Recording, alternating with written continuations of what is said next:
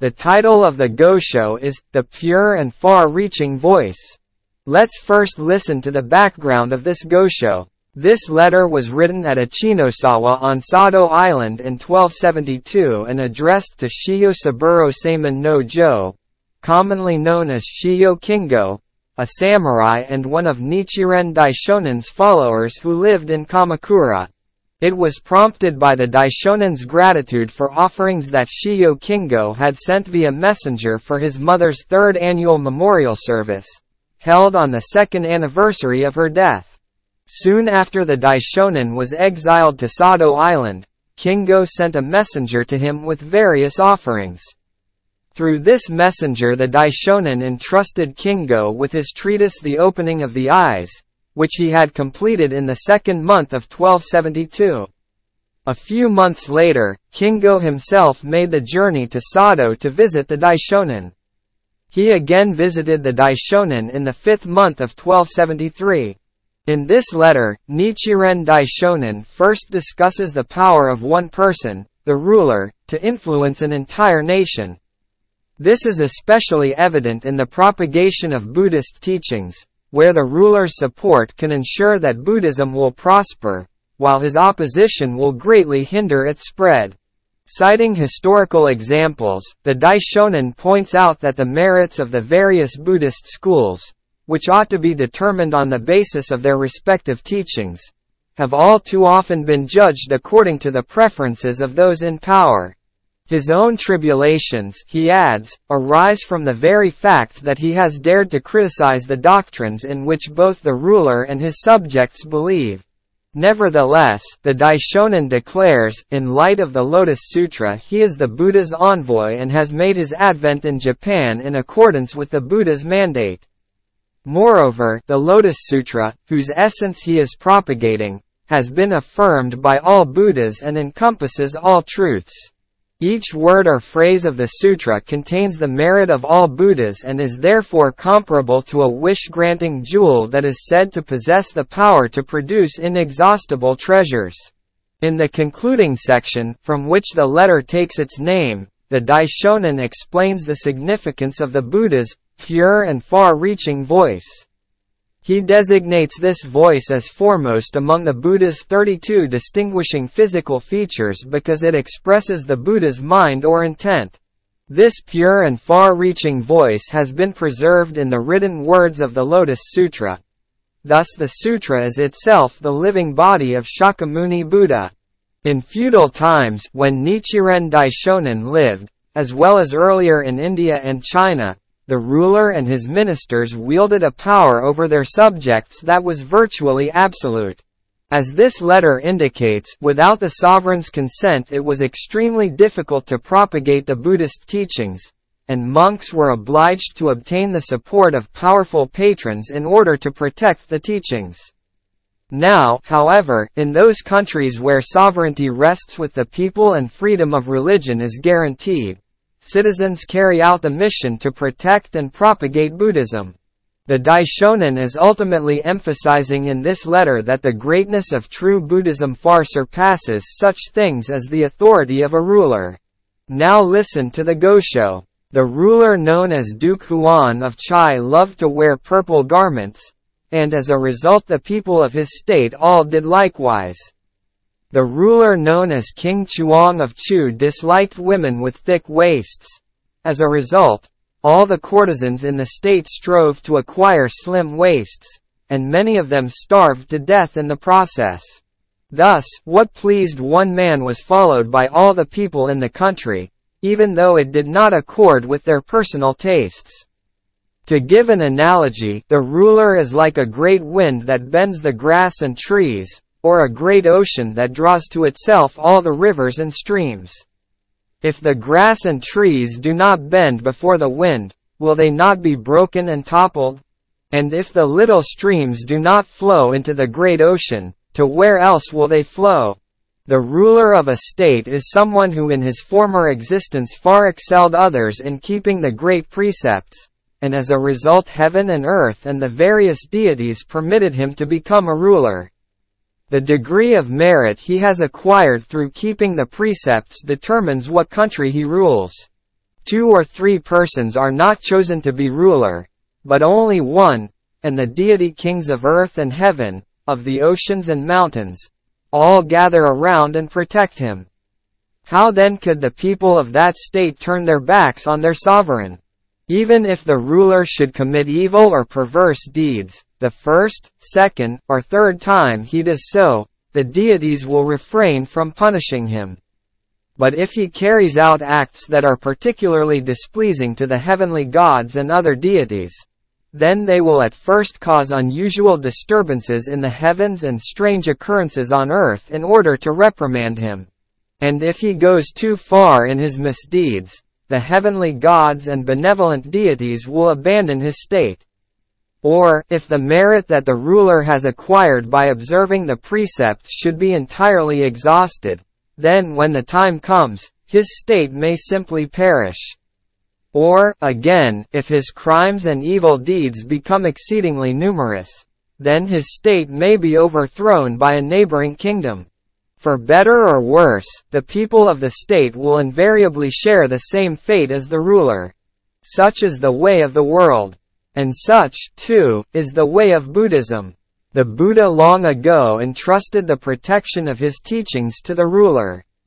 Therefore, even though wise men who are sages or worthies may appear, if they do not abide by the authority of the ruler, they will not be able to carry out the propagation of Buddhism. And even if it should later be propagated, at p.329 the beginning it will without fail meet with great obstacles. King Kanishka lived some 400 years or more after the passing of the Buddha and ruled according to his will in the kingdom of Gandhara. He gathered 500 arhats around him and paid honor to them, and he caused the great commentary on the Abhidharma to be compiled in 200 volumes. But all the people in the kingdom were followers of the Hinayana teachings, and it was very difficult for the Mahayana teachings to make any progress there.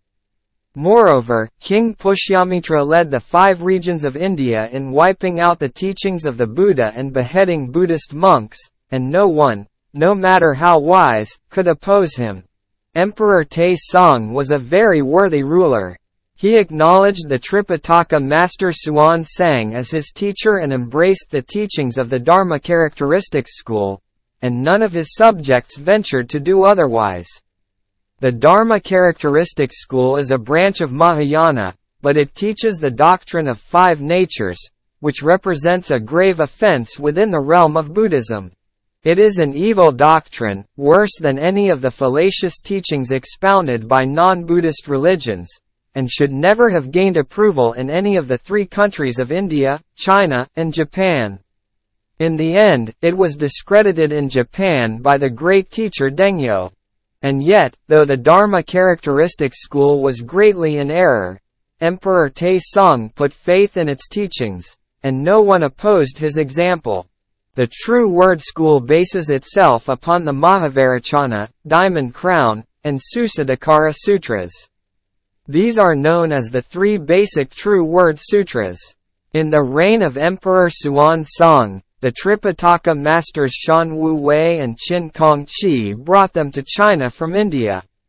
Emperor Suan Song respected these sutras more highly than the teachings of the Tian Te and Flower Garland schools. He regarded them as superior to the Dharma characteristics and 3 treatises teachings. As a result, everyone in China came to believe that the Mahavarachana Sutra is superior to the Lotus Sutra. And in Japan, too, down to the present time, people have believed that the Tendai school is inferior to the True Word school. The eminent priests of Taiji Temple and of the Tendai school, who pursue the True Word teachings, are guilty of arrogance and of regarding what is inferior as superior. If one places the Mahavarachana and Lotus Sutras side by side and examines them without partiality or prejudice, one will see that, while the Mahavarachana Sutra is like the light of a firefly, the Lotus Sutra is like the full moon. That, while the teachings of the True Word school are like clusters of tiny stars, those of the Tendai school are like the sun. A person who is biased in the matter will say, "You have not fully understood the profound principles of the True Word school, and so you go on endlessly speaking ill of it. But more than 600 years have passed since the true word school was brought to China, and more than 400 years since it spread to Japan, and I have generally acquainted myself with the various attacks and rebuttals that have been made by Buddhist teachers during that time. The great teacher Dengyo was the only person who truly grasped the fundamental nature of this school's teachings. Nevertheless, this school today is the foremost offender in all of Japan. What is superior it takes to be inferior, and what is inferior it takes to be superior. That is the reason why now, when its prayers are being used in an attempt to ward off the Mongol P.330 invaders, such prayers are on the contrary about to bring the invaders down upon us. The Flower Garland School was founded by the Dharma teacher Fa Sang. Because Empress Wu had placed her faith in its teachings, it enjoyed such great favor that none of the other schools could compete with it. Thus it would seem that the relative superiority of the schools has been determined by the power and authority of the ruler, and not by the doctrines that they teach. Even scholars and teachers who have realized the profound meaning of Buddhism cannot prevail over the ruler's authority. Those who on occasion attempted to do so met with great persecution. The Venerable Aryasima was beheaded by King Damira, Bodhisattva Aryadeva was murdered by a non-Buddhist, Chu Dao Sheng was forced to withdraw to a mountain in Suzhou, and the Tripitaka master Fa Dao was branded on the face and banished to the region south of the Yangtze River. I, Nichiren, am not worthy to be called a votary of the Lotus Sutra, nor to be counted among the Buddhist priesthood. Moreover, I once followed along with the other people of my time in calling on the name of the Buddha Amida. The Reverend Shan Dao, who was reputed to be a reincarnation of the Buddha Amida, said, if people practice the Nembutsu continuously until the end of their lives, then 10 persons out of 10 and 100 persons out of 100 will be reborn in the Pure Land. However, not even 1 person in 1,000 can be reborn there, through any other teaching. The Honorable Honen, who was revered as a reincarnation of Bodhisattva Great Power, interpreted this statement, saying, in the latter age, of those who chant the Nembutsu but mix it with other practices such as devotion to the Lotus Sutra, not even 1 person in 1,000 will be reborn, in the Pure Land. But of those who call on the name of the Buddha Amida alone, 10 persons out of 10 will be reborn, there. For the past 50 years or more, all people throughout this country of Japan, both wise and ignorant, have honored this doctrine and placed faith in it, and not a one has questioned it. Only I, Nichiren, differ from all the others in that I point out that the Buddha Amida, in his original vow, pledged to save everyone, excepting only those who commit the 5 cardinal sins and those who slander the correct teaching. And I also point out that, according to the Lotus Sutra, if a person fails to have faith but instead slanders this sutra, immediately he will destroy all the seeds for becoming a Buddha in this world. When his life comes to an end he will enter the Avicii hell. These statements show Shan Dao and Honen to be slanderers of the correct teaching, and therefore they have surely been abandoned by the Buddha Amida upon whom they rely. And since they themselves have already rejected all the other Buddhas and sutras, they cannot possibly look to them for salvation. Just as the passage from the Lotus Sutra states, there can be no doubt that they are destined to fall into the hell of incessant suffering. But since all the people throughout Japan are disciples of Shan Dao and Honen, I naturally cannot escape suffering such a great hardship, when I make such statements. People hate me and ceaselessly plot in secret to do me injury.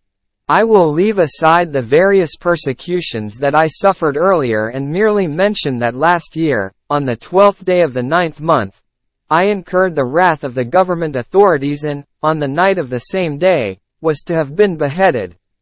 Somehow or other, I lived to see the morning and P.331 came instead to this island province of Sado, where I have been residing ever since. I have been abandoned by the world, abandoned by the law of the Buddha, and the heavenly gods show me no pity. I am one who has been cast aside by both secular and Buddhist realms. And yet in your sincerity you have sent your messenger all the way here to me, along with offerings for the 3rd annual memorial service for your beloved mother, a matter of the utmost importance in your life. For the past 2 or 3 days I have felt as if I were dreaming.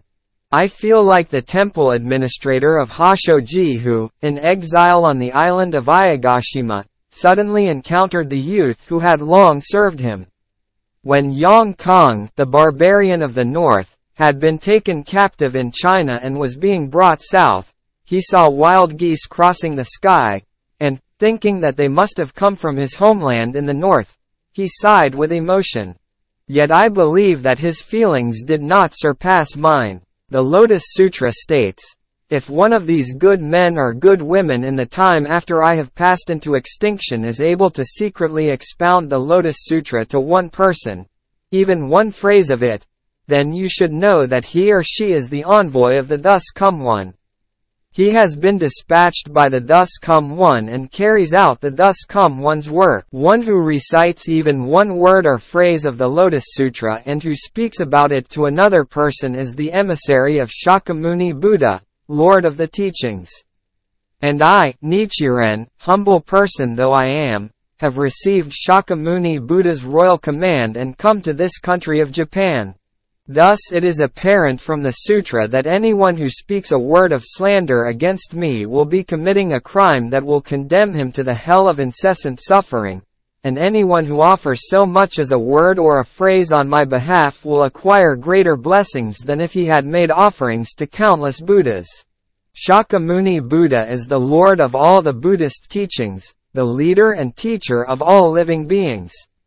The 80,000 teachings he expounded are all golden words, the 12 divisions of the scriptures are all true. The prohibition against the speaking of falsehoods that he observed over countless millions of kalpas has produced this entire body of sutras. Thus there can be no doubt about the truth of any of them. This, however, represents the general view. If we inquire more specifically, we will find that the teachings that issued from the Thus Come One's golden mouth may be divided into the various categories of Hinayana and Mahayana, exoteric and esoteric teachings, and provisional and true sutras.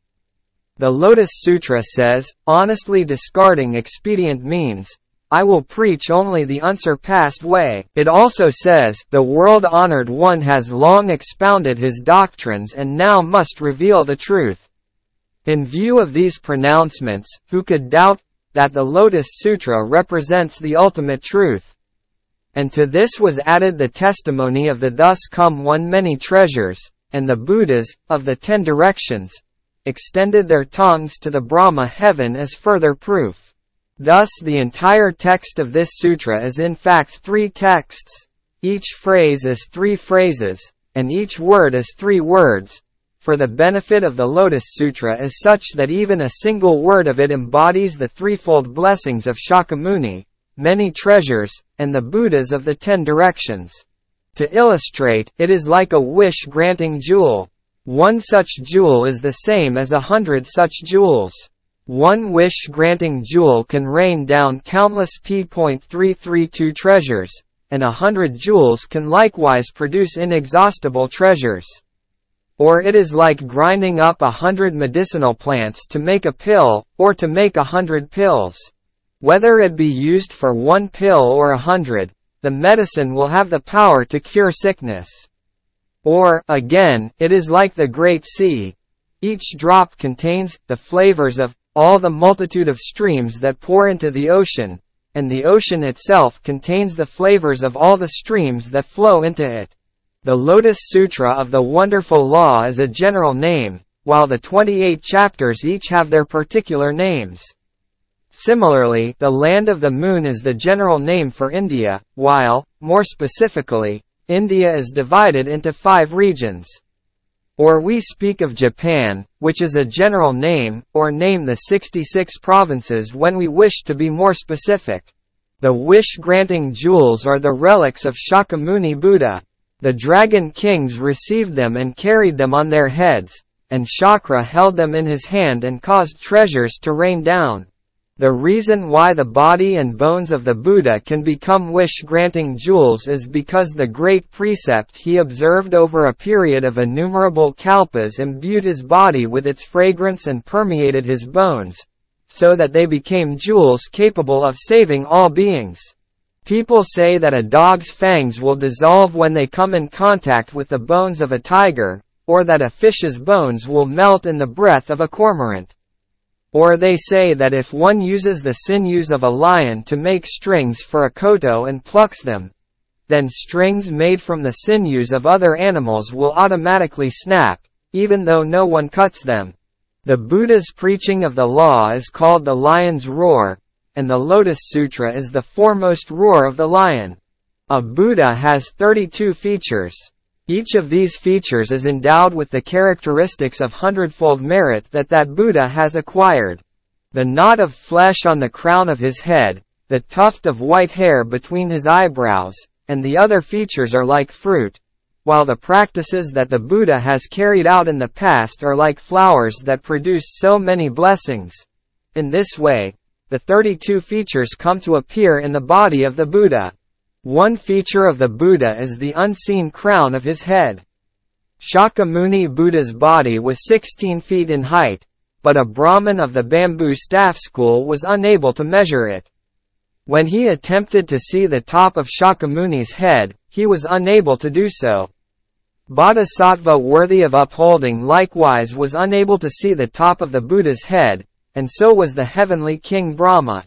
Inquiring as to the reason, we will find that in the past the Buddha bowed his head to the ground in order to pay reverence to his parents, his teacher, and his sovereign, and he acquired this feature as a result. The foremost among the Buddha's 32 features is his pure and far-reaching voice. Lesser kings, great kings, and wheel-turning kings all possess this feature in some degree. Therefore, a single word from one of these kings can destroy the kingdom or ensure order within it. The edicts handed down by rulers represent a type of pure and far-reaching voice. 10,000 words spoken by 10,000 ordinary subjects cannot equal one word spoken by a king. The works known as the 3 records and the 5 canons represent the words of lesser kings. What brings order to this small kingdom of Japan? What enables the heavenly King Brahma to command the inhabitants of the threefold world? And what enables the Buddha to command Brahma, Chakra, and the other deities? Is none other than this pure and p.333 far-reaching voice. The Buddha's utterances have become the works that compose the entire body of sutras and bring benefit to all living beings. And among the sutras, the Lotus Sutra is a manifestation in writing of the thus come one Shakyamuni's intent. It is his voice set down in written words. Thus the Buddha's heart is embodied in these written words. To illustrate, it is like seeds that sprout, grow into plants, and produce rice. Though the form of the rice changes, its essence remains the same. Shakyamuni Buddha and the written words of the Lotus Sutra are 2 different things, but their heart is one.